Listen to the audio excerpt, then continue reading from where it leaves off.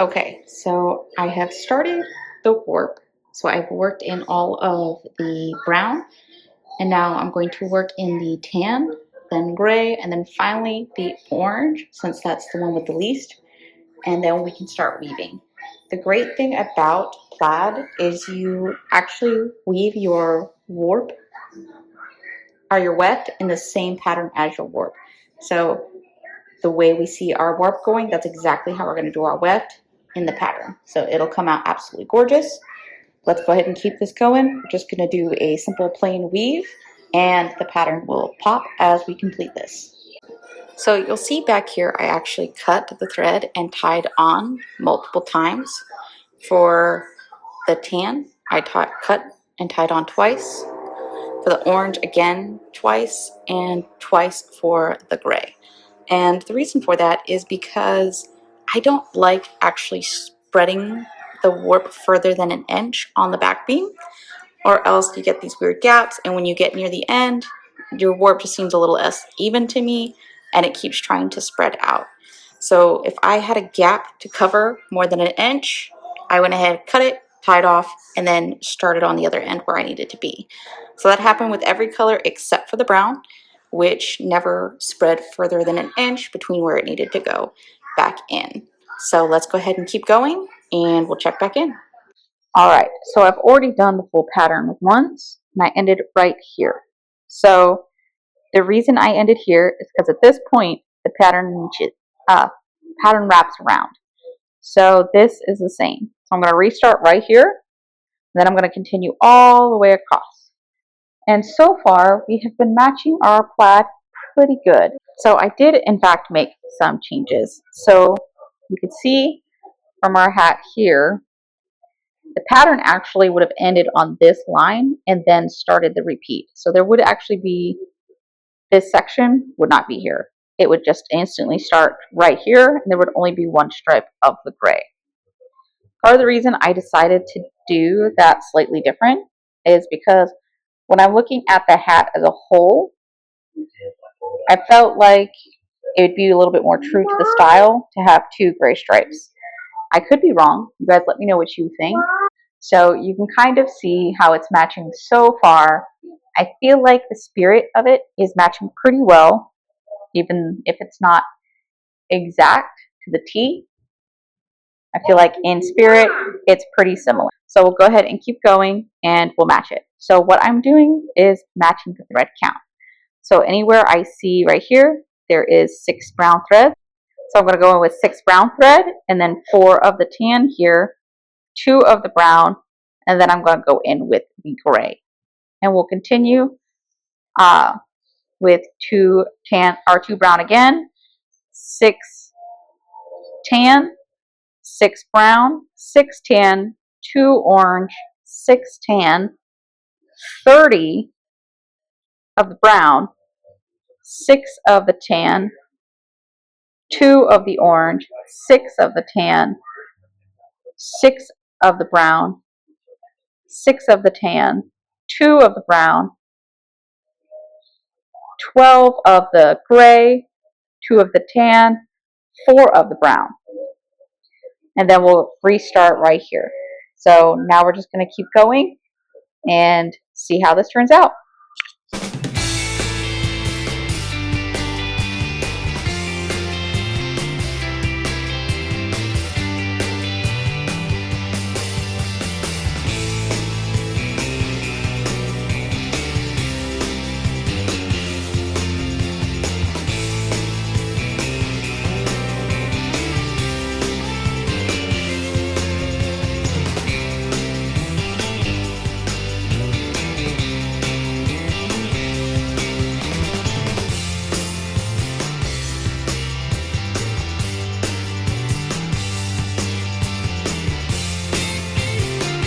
Now we will do 4 of the tan.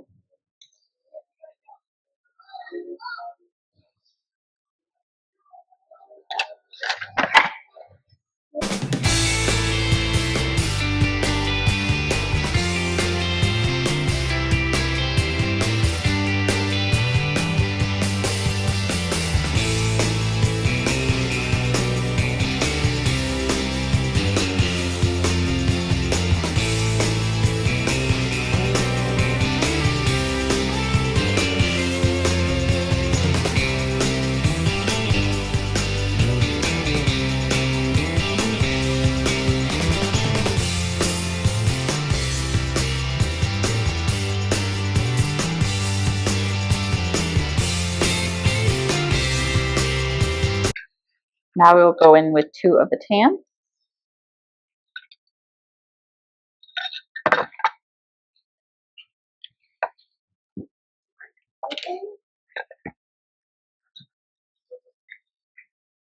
Uh-uh.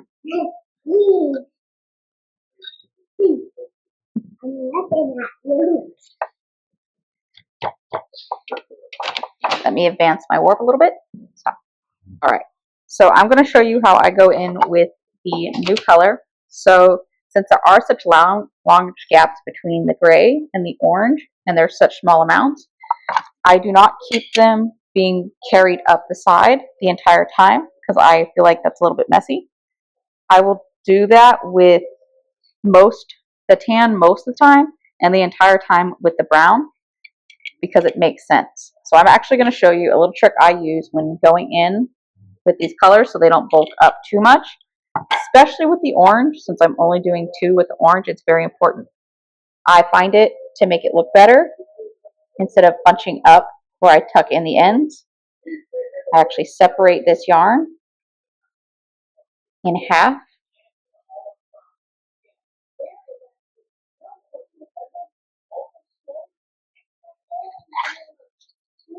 Once I get it in half, I pull about an inch, trim half of it off. So I pull that in a little bit of the distance. Go ahead and tuck that, keep it up. And now I have this tail, and you see all the way to about here, it is only half the width of the rest of the fiber. Tuck it around, and I pull it in a little bit further than where it actually would end, because it ends right there at the tan. I'm going to go ahead and pull it in as far as it will go, and tuck down. So there's going to be a little bit of shrinkage. Now you see right here, it is actually only the same width as one single piece of thread instead of 2.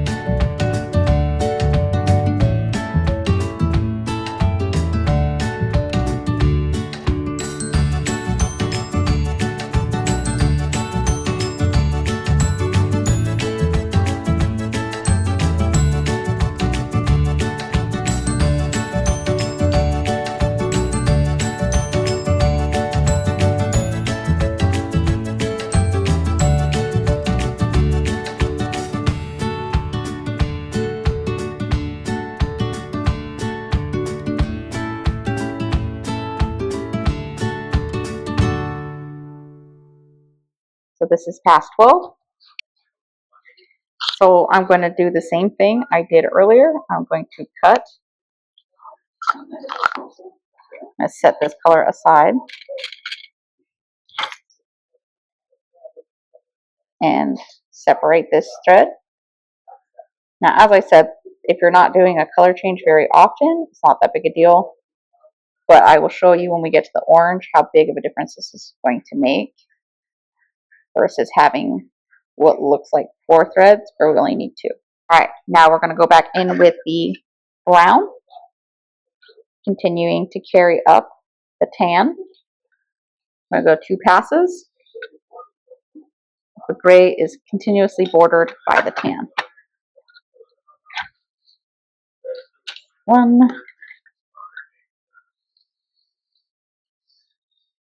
2. I do see a small float there, but I'm not really worried about it, so I'm just going to keep going. If I want to fix it later, I can.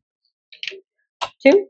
And then the next is 6 passes with the tan. Go ahead and get those done, at which point we will likely need to advance our warp again.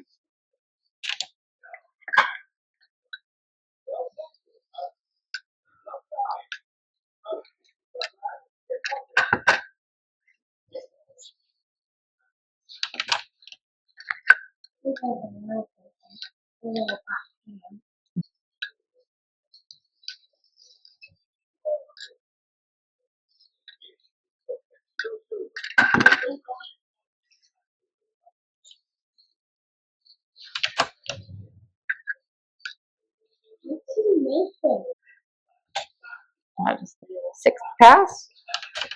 Now it's now it's 6 of the brown. He ate your eye. He did. Why?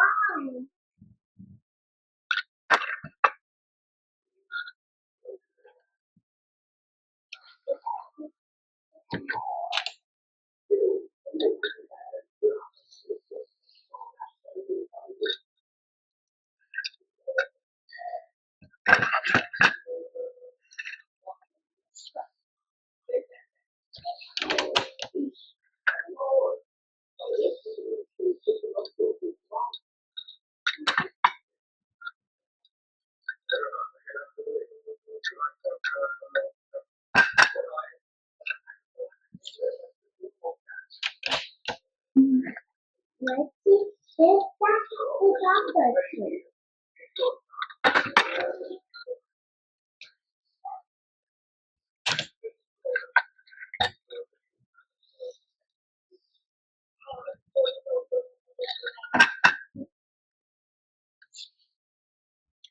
All right.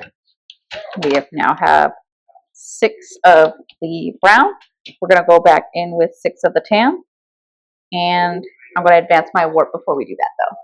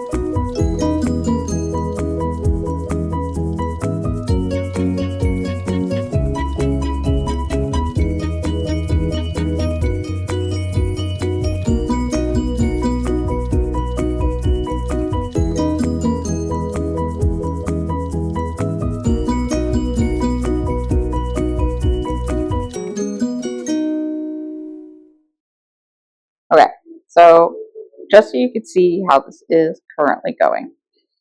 So as you can see, this is the line for the tan, or for the gray over here. And then we have the cross section for this tan. And then we went ahead and started with the brown over here. This is the line for this particular tan. Then this is the line for this brown. And then this is for gray, brown, tan, brown, tan, and now we're doing the orange. So if you ever lose yourself in the pattern, you can always kind of walk back and see where you left off. So this is why I say it's so important to do with the orange, because you will see we only need 2 passes. And if we just wrap around, it's going to look really bulky because you're going to have 4 strands and then everywhere else 2. So if we split this in half, we get 2 looking, what looks like 2 strands evenly throughout the project. It's going to be less of a big deal with the other colors because they're not happening as often. And there's larger groups of them, so it's easier to blend. But with the orange, since it is such a bright color and it is such a narrow strip, it's going to stand out a lot more if we don't do this. So everything else, I say if you don't really want to do it, you don't have to. Now that orange is beautiful and tucked in. Now we're going to go back in with the tan, still carrying up the brown.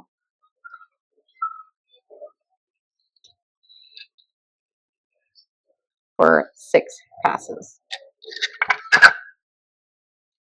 Tan.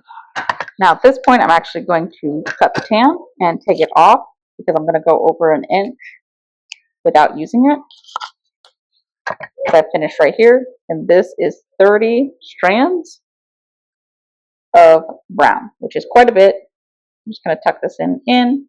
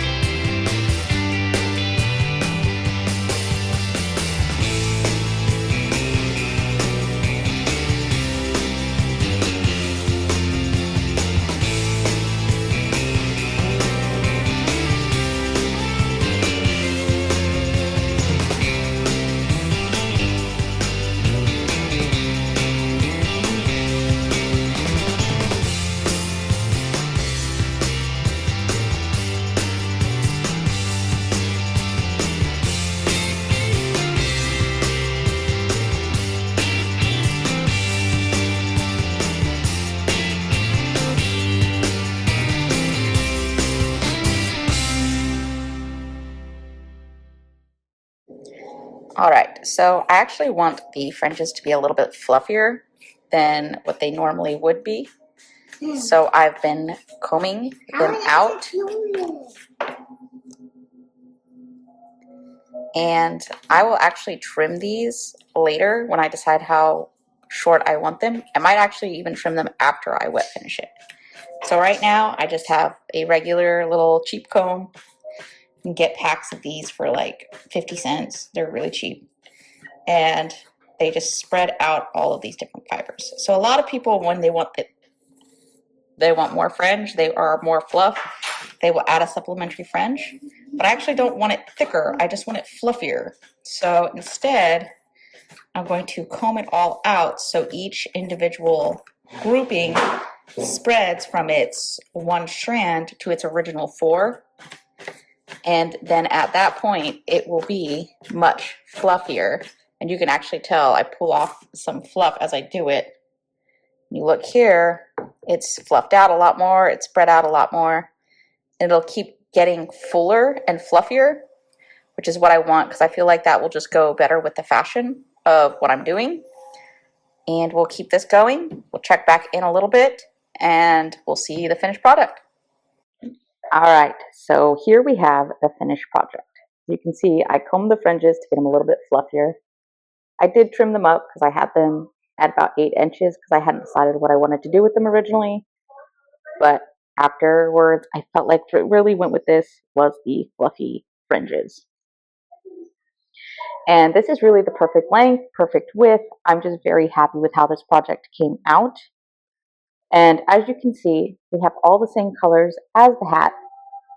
The plaid is slightly different because this is actually off center, but I decided with the way it wraps around the cap, as you can see, at the top, it intersects and then wraps around on the sides. And it's kind of cut into sections that if I matched it exactly, it would probably have less of the same feel. So I decided to try to go with the same feeling as I'm getting when I look at the hat. So that is how I decided to do this pattern. So when you look at it overall and where you have the color changes in the weft and the warp, the cross sections feel more in line with the hat, even though they're not exact. That was my idea. You can let me know how you think it came out, if you feel like it holds true to the spirit of the design, or if it's completely different in your opinion. So you can kind of see the whole thing here. So all in all, I worked on this project for a few days, but I don't actually sit and weave for long sections of the day because I have a 4-year-old and I'm busy and I'm just not going to be able to sit down for several hours and work on one project. But all in all, I'm really happy with how it came out. It's got a good stretch to it. This is just a plain weave.